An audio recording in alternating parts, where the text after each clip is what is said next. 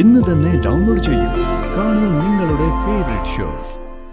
Sir, മനസ്സിലായില്ല. ഈ നഗരം ഭരിക്കുന്ന ചെങ്കൽ മധു എന്ന ഗുണ്ടയുടെ സഹോദരിയാണ് കൊല്ലപ്പെട്ടത്.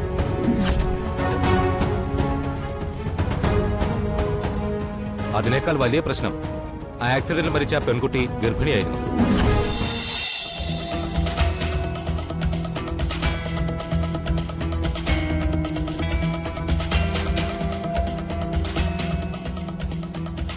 ഇതെന്താന്നറിയോ?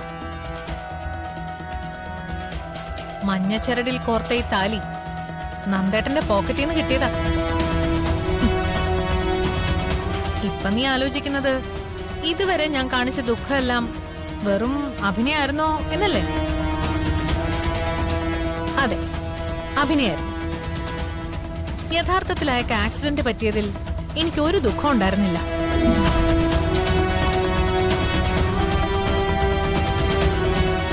പക്ഷേ ഇപ്പൊ എനിക്ക് ദുഃഖമുണ്ട്. അതെന്താന്നറിയോ? അയാള് രക്ഷപ്പെട്ടതിലല്ല, അയാള് ജീവിച്ചിരിക്കുന്നതില്ല. ഇതിനേക്കാ ഭേദം അയാൾ മരിക്കുന്നതായിരുന്നു. ഒരു മനുഷ്യൻ മരണത്തിന്റെ വക്കി കിടക്കുമ്പോ ഇങ്ങനൊന്നും പറയല്ലേ. പിന്നെ എങ്ങനെ പറയണം? അയാളും സന്ധ്യയും കൂടെ എന്തിനാണ് പോയതെന്ന് ഇപ്പൊ മനസ്സിലായില്ലേ?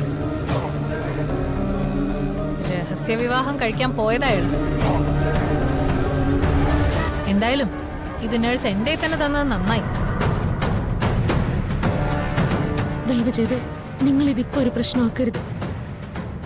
എന്തായാലും എന്താണ് അപകടത്തിൽ നിന്നൊന്ന് പുറത്തു വരട്ടെ, നമുക്ക് ഇക്കാര്യം സംസാരിക്കാം. ഇനി അയാളുടെ ഒരു സംസാരവും എനിക്ക് ആവശ്യമില്ല. നീയായിരുന്നല്ലോ എല്ലാ കാര്യത്തിലും അവരെ സപ്പോർട്ട് ചെയ്തത്. ഇയാൾക്കാണല്ലോ ഈശ്വര ഞാൻ ബ്ലഡ് കൊടുത്തത്. ഭർത്താവിനൊരു അപകടം വരുമ്പോ ഭാര്യയാ സഹായിക്കേണ്ടത്. ഓ, നീ ഒരു കാര്യം ഓർത്തോ, ഇതിൽ നിന്ന് അയാള് രക്ഷപ്പെട്ട് വന്നാ അയാളെ ഞാൻ എന്റെ കാൽ കീഴിലിട്ട് ചവിട്ടി അരയ്ക്കും.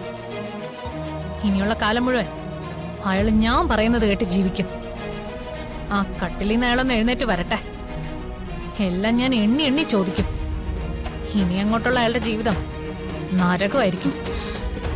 അവിവേകമൊന്നും കാണിക്കരുത്. നന്ദേട്ടനെ ഞാൻ കാര്യങ്ങൾ പറഞ്ഞ് മനസ്സിലാക്കിക്കോളാം. ഇനി നീ ആരെ ഒന്നും പറഞ്ഞ് മനസ്സിലാക്കണ്ട.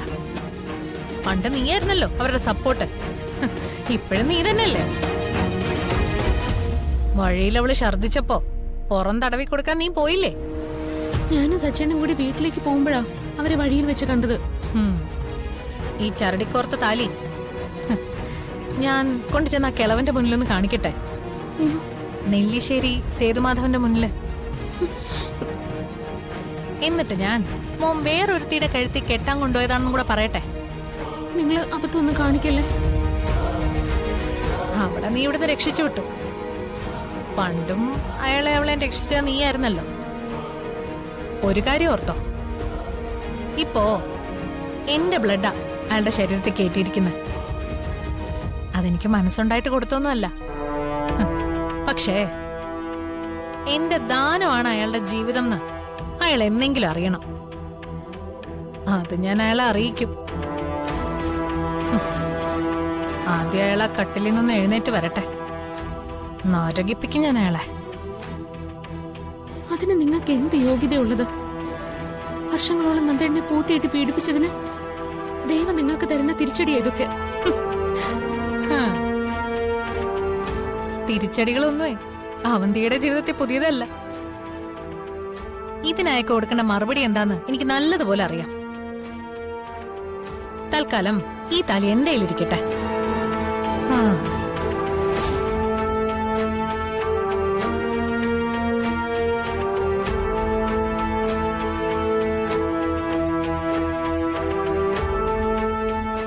കൂനിന്മേൽ കുരു പോലെ ഒന്നിനു പുറത്ത് മറ്റൊന്നായി പ്രശ്നങ്ങൾ വന്നുകൊണ്ടിരിക്കുകയാണല്ലോ.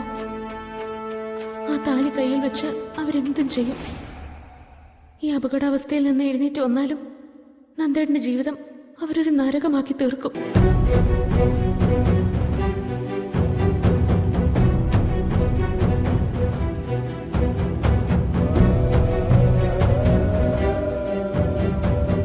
എന്തെങ്കിലും വിവരം കിട്ടിയോ സച്ചേട്ടാ?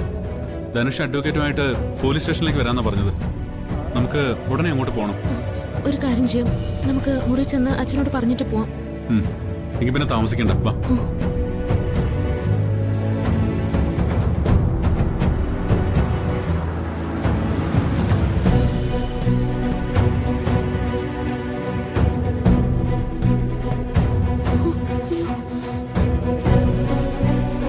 അനുപേട്ടാ,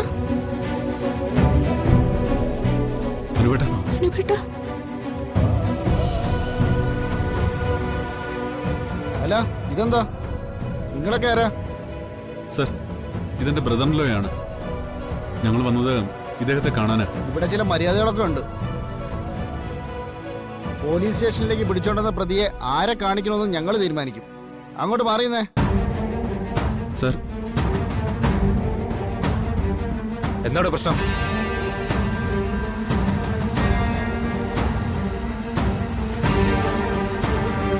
സാറേ, ഇവനെ കാണണമെന്ന് പറഞ്ഞു വന്നതാ. റിലേറ്റീവ്സ് ആണെന്നാ പറഞ്ഞത്. താൻ വയ്ക്ക്. സർ,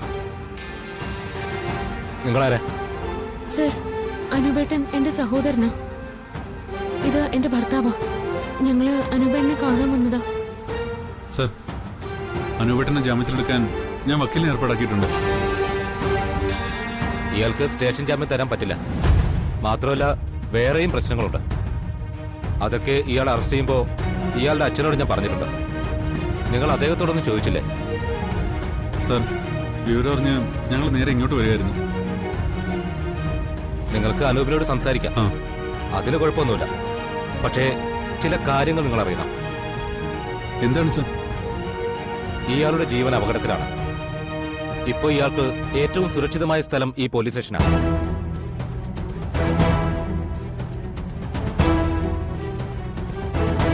സർ, മനസ്സിലായില്ല. ഈ നഗരം ഭരിക്കുന്ന ചെങ്കൽ മധു എന്ന ഗുണ്ടയുടെ സഹോദരിയാണ് കൊല്ലപ്പെട്ടത്.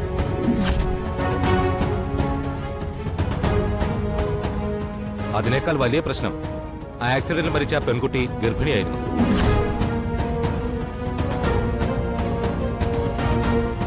ഇയാൾ മനഃപൂർവ്വം ഇടിച്ചു കൊന്നതാണെന്നാണ് അവന്മാർ പറയുന്നത്.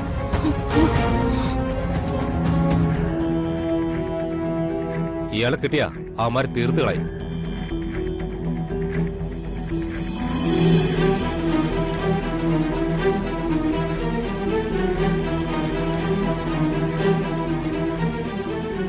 അനൂപിനെ കസ്റ്റഡിയിലെടുത്തതുകൊണ്ട് തൽക്കാലം ഇയാളുടെ ജീവന് ഭീഷണിയില്ല. പക്ഷേ അവർ നിങ്ങളുടെ വീട് ആക്രമിക്കാൻ സാധ്യതയുണ്ട്. നാളെ ഇയാളെ ഞങ്ങൾ കോടതിയിൽ ഹാജരാക്കും. 14 ദിവസം കോടതി ഇയാളെ റിമാൻഡ് ചെയ്യും. അതിനിടയിൽ മധുവുമായുള്ള പ്രശ്നം എങ്ങനെയെങ്കിലും സെറ്റിൽ ചെയ്ത് തീർക്കാൻ നോക്ക്. ഇക്കാര്യത്തിൽ പോലീസിന് ചെയ്യാൻ പറ്റുന്നതിന് ഒരു പരിധിയുണ്ട്. ഞാൻ ഇത്രയും പറയാൻ കാരണം ഇതൊരു സാധാരണ ആക്സിഡന്റ് ആണെന്ന് ഞങ്ങൾക്കും അറിയാവുന്നതുകൊണ്ടാണ്.